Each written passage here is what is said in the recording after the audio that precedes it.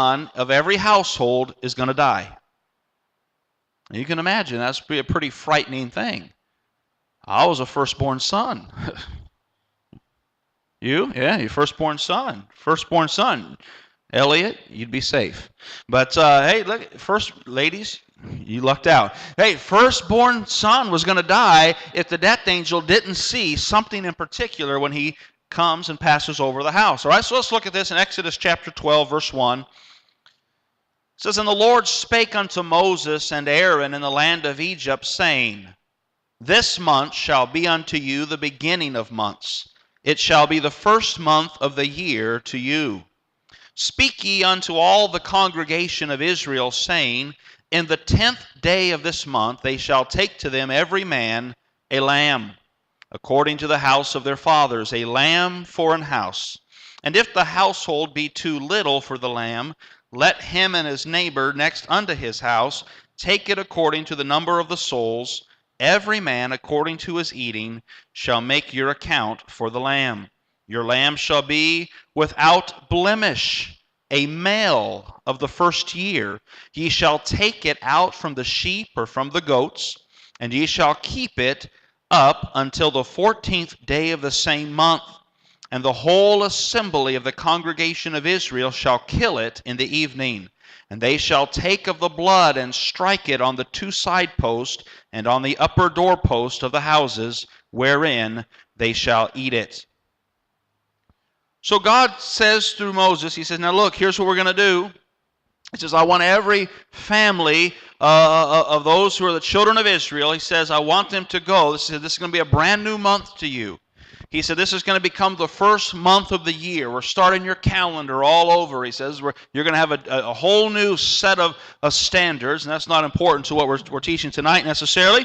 But he says, it's going to be a brand new month. He says, and on the 10th day of that month, he says, I want every one of your households to go and I want you to get a lamb.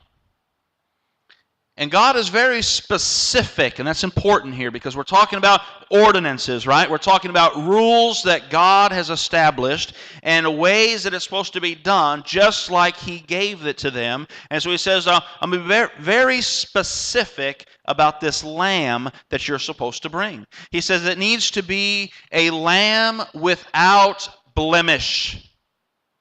He says, I want you to go find a lamb that has no blemishes. We'll say, what's a blemish? It's what you ladies try to cover up with makeup. Right? Isn't that what you call them? Right? Trying to hide your blemishes, right? You got a freckle here, you got a mole or something. And you know they want to cover it up and hide it with makeup. And why? Because they don't want anyone to see that imperfection or that blemish. And so God says, I want you to go find a lamb that is a perfect lamb, a perfect specimen of a lamb. There's no blemishes on that lamb. It doesn't have any scars on it. It's perfect. A lamb without blemish. No, what God was saying is, I don't want you to go find the worst lamb that you have. I don't want you to go find the one that's scrawny and weak and you know what, that one's probably not going to live anyway, so we'll use that one. No, God says, no. He says, I want you to go find the best that you have. He says, I want you to find the one that's without any blemishes. Find me a lamb without blemish. Not only did it need to be a lamb without blemish, it needed to be a male lamb. And all the female sheep said, amen. And it has to be a male lamb. You're a hard crowd to please. All right.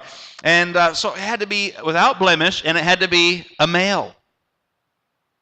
Okay? Very important. Couldn't go out there and say, well, that's all, that female lamb, we'll use that one. No, it had to be a male lamb without blemish, and it had to be of the first year. In other words, it had to be a young lamb. It wasn't supposed to be, the old one that's about to die anyway. He said, no, I want you, it's a sacrifice you're going to make. A sacrifice is going to hurt. A sacrifice is going to cost you something. A sacrifice is not when you bring to God your worst. It's not when you bring to God your leftovers. A sacrifice is when you bring your best to God and you say, boy, God, this is the best I have and you are worthy of my best. I want to come to God and say, here, God, I I got a couple pennies for you. I got a couple pesos for you, but I'm keeping the big money for me. That's no sacrifice. God, I've got some new shoes, and I've got some old shoes, and I think I'll give my old ones away. Well, that's no sacrifice. See, a sacrifice is going to cost you. And God says, and don't give your worst, don't give your leftovers, give your best. So go find that male young lamb without any blemishes, and that's the one he wanted them to use. And they were supposed to take it on the 10th day of the month, and they were supposed to keep it up for 4 days. They were supposed to examine, up until the 14th day, they were to examine that lamb.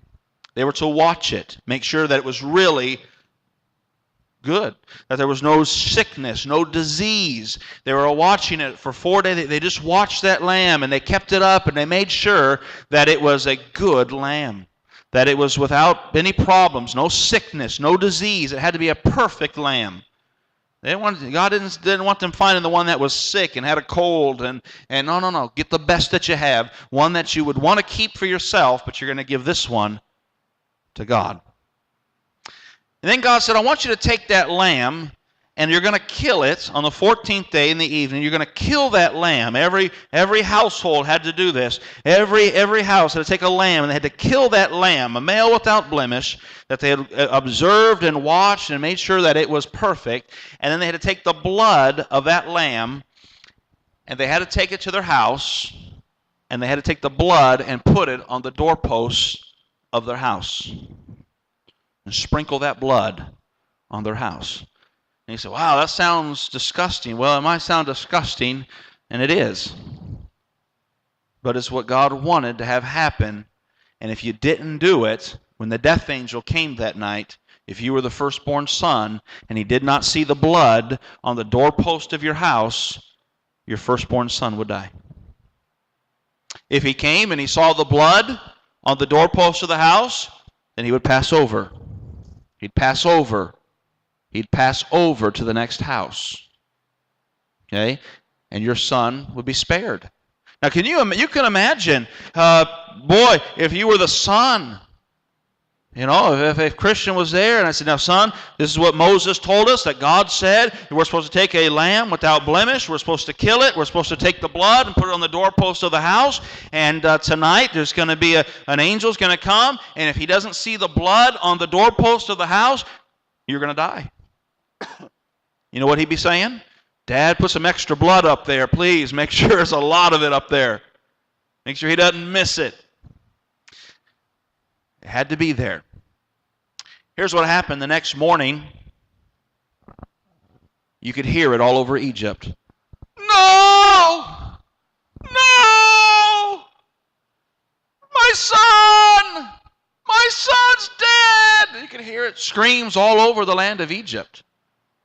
Because the Egyptians who did not put the blood, and even some of God's people, the Israelite people there, who did not believe. So they said, oh, come on, I'm not going to waste a lamb for that.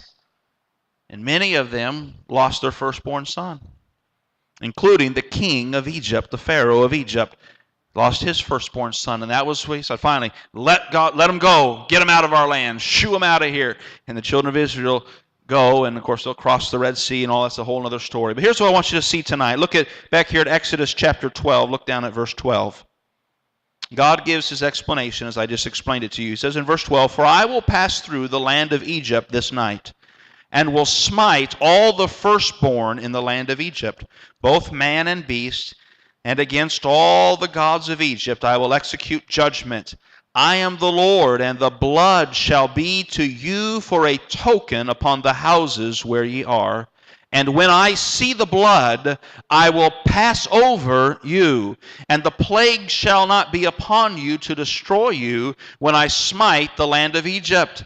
And this day shall be unto you for a memorial, and ye shall keep it a feast to the Lord throughout your generations. Ye shall keep it a feast by an ordinance forever. Brother Morrissey, can you back up to verse 13 there? One more. Notice what he says here. The blood shall be to you for a token upon your houses, upon the houses where you are, and when I see the blood, next verse, I will pass over you. So as I explained to you, God's going to come and he's going to see the blood. If he doesn't see the blood, then the angel's going to come and is going to kill the firstborn. He says, but if I see the blood, notice those two words there, I will pass over you. Very important, those words. He says, I'll pass over you. Look down at verse 14 there. He says, and this day shall be unto you for a what? A memorial.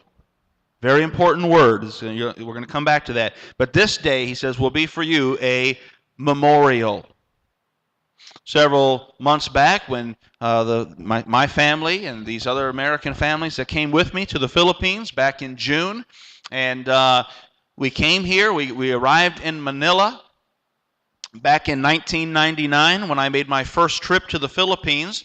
I was taken to a place up in Manila, and I thought, well, I want to take these families that just got here, some of them for, I think, the first time they'd ever been, except for the long worst, the first time they'd been to the Philippines, and we were getting ready to move down to Negros, but I said, I want to show you something before we fly down to Bacolod. I said, I want to show you something. So we got on a bus, and we went to the American Cemetery up in Manila. It's a memorial. You see the graves and you see the names engraved of American and Filipino soldiers who died in World War II so that this country could enjoy the freedom that it has today. And it's a memorial. Beautiful place, and it's very moving to go there and to see all the crosses and to see the names engraved of those who died or were missing in action from World War II. But it's a memorial. It's a place to go and remember. It's a place to go and so we don't forget the sacrifice of men and women who died so you could have freedom in your country. I love the bond for the years, so many years between America and the Philippines, that World War II really helped there because there was American blood shed here in the Philippines so that you could have freedom.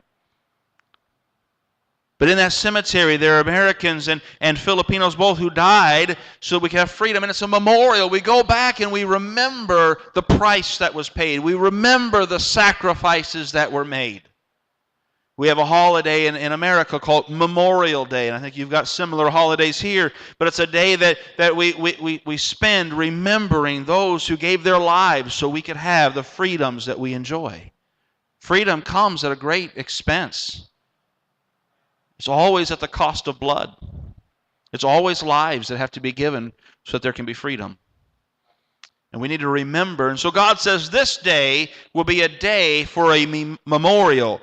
And he says, ye shall keep it. Remember what the Apostle Paul told the church in Corinth about the ordinances that he gave? He said, those ordinances, I want you to keep them. No, don't neglect them. Don't forget them. Don't walk away from them. Don't ignore them. Keep them. You keep on observing them. You keep them important. You keep on doing it the way that you're supposed to do it. Protect those ordinances. Protect those rules. Make sure you do it exactly like I told you to do it. And God says here that this day shall be a memorial, and ye shall keep it a feast to the Lord. He says, you're going to remember this day, and I want you to keep it. I don't want you to change anything about it. I want you to protect it. It's a very special day. It's a very important day, and you're going to do it the same way every year. It's going to be a tradition. It's going to be an ordinance, a rule that God